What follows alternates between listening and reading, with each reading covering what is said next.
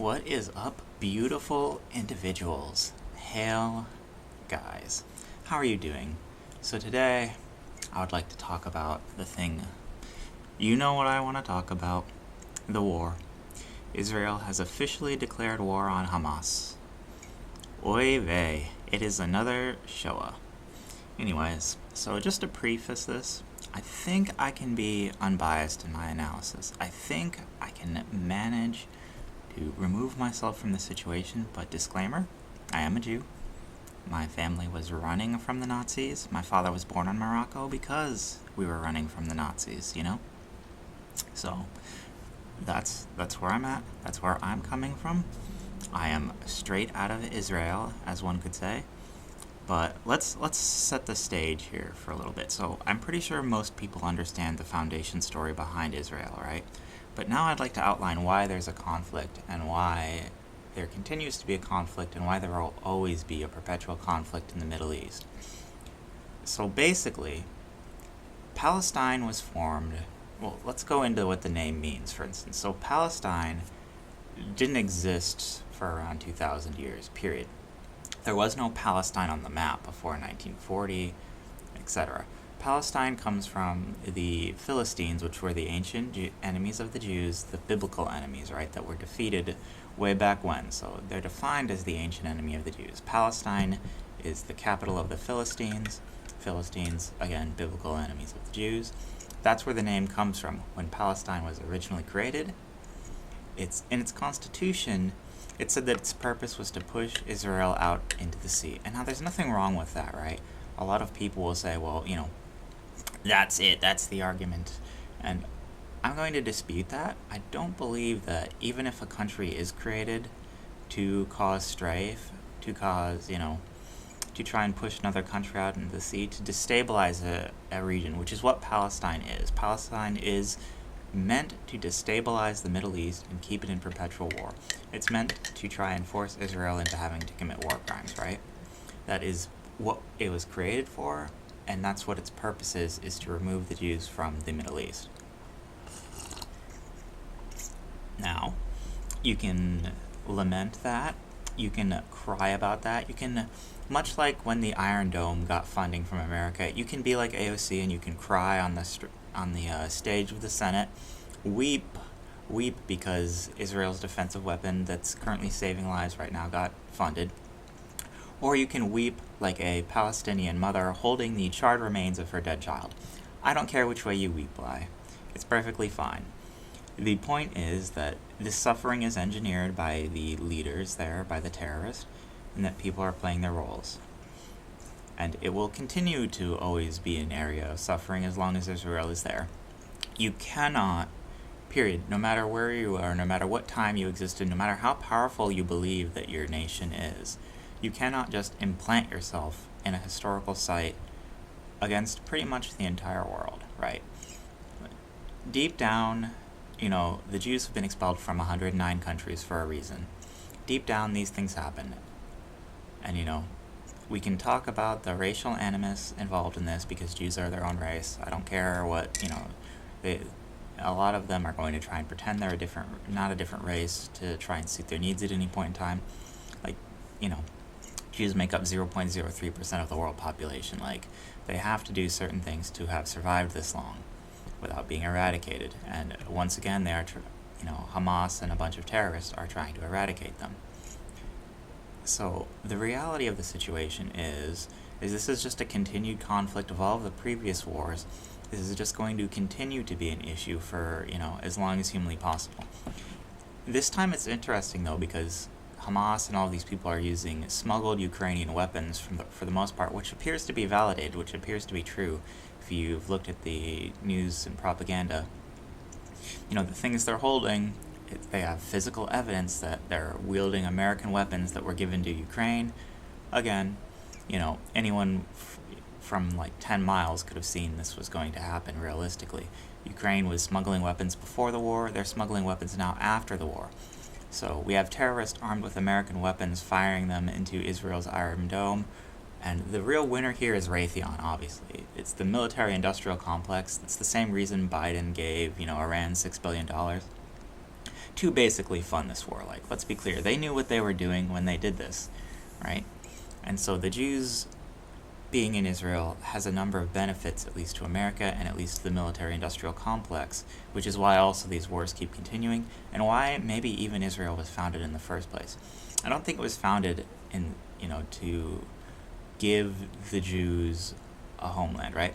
Israel, in the most part, was founded because there weren't going to be any more, realistic wars for a very long time. People knew that was the war to end all wars, right?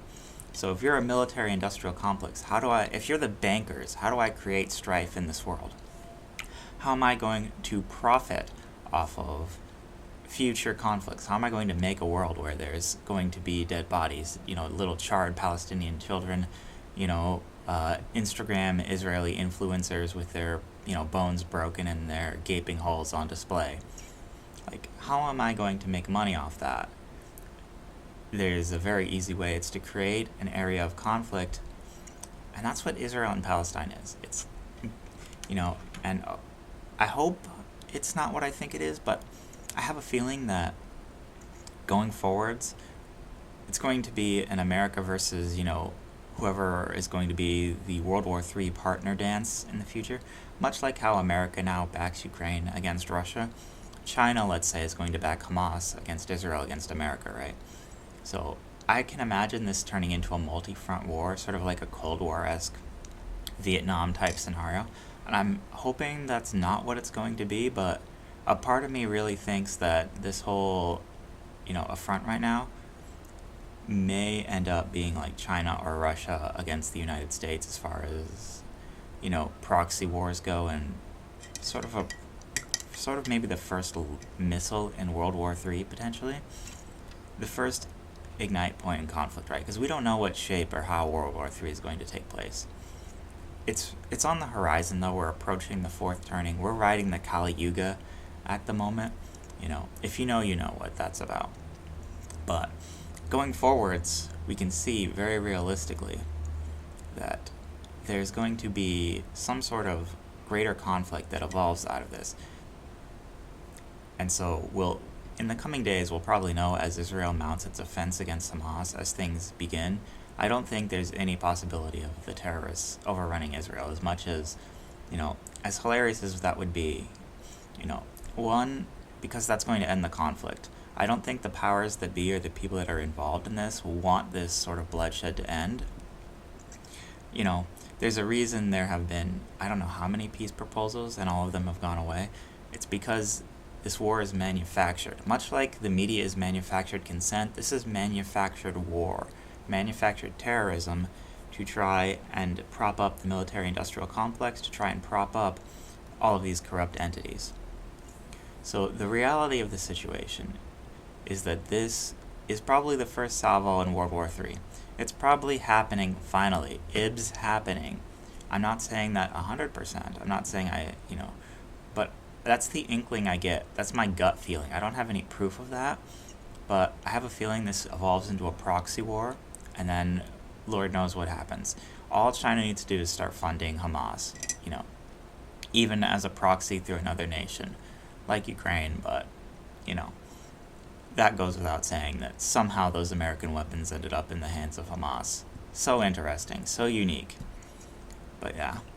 So that's sort of the backdrop of why this is happening and why it's going to continue to happen, and why it might be the flashpoint for World War III. It's pretty interesting. We live in interesting times, so I hope you guys sit back, be safe, and don't get involved in this.